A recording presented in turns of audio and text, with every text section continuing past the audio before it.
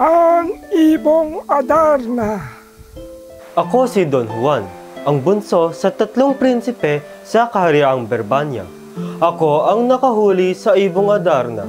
Ang awit ng ibon ay lunas sa sakit ng aking amang si Haring Fernando.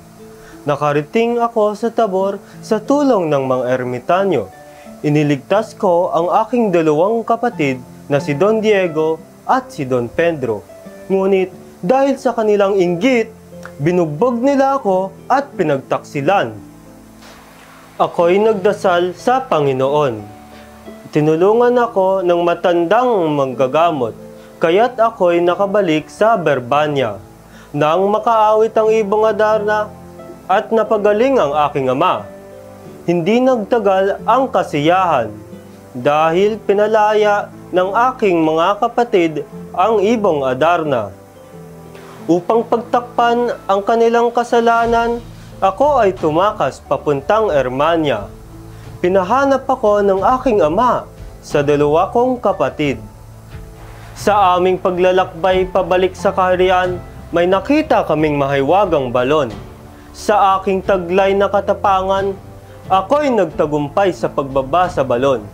Dito ko nakita si Doña Juana at siya ay aking iniligtas mula sa kamay ng isang higante. Iniligtas ko rin ang kaniyang kapatid na si Doña Leonora. Sino yan? Magpakita ka. Aba, sinag na nakapaikot sa buwan. Tala sa madaling araw. Hingi ko'y kapatawaran sa aking pangingialam. Di mo ba alam na may serpenteng nagbabantay? Wala kahit isang tao ang naging matagumpay. Napaslangin niyon. Mapanganib man, ano pa ang magagawa? Kung palad ko'y mabigo, tanggapin ang pagkaapi. Umalis ka na sa aking harapan.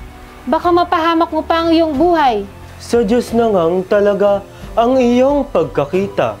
Kaya mabunying prinsesa, lunasan mo yaring dusa.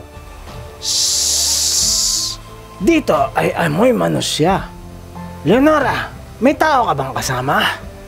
O Don Juan, aking sinta. Buhay natin, paano na? Ang buhay mo'y mamamatay. Yan ang hinahanap ko. Magsisi ka at totoong makikitil ang buhay mo. Don Juan, narito ang mabagsik na gamot. Na sa bawat isang ulong mapuputol, ibuhos mo ito. Mag-ingat mga traidor! Hindi ko kayo titigilan hanggang di mapuputol ang ulo ko. O marikit na prinsesa, tapos na ang iyong dusa. Halika at iwanan natin itong balon.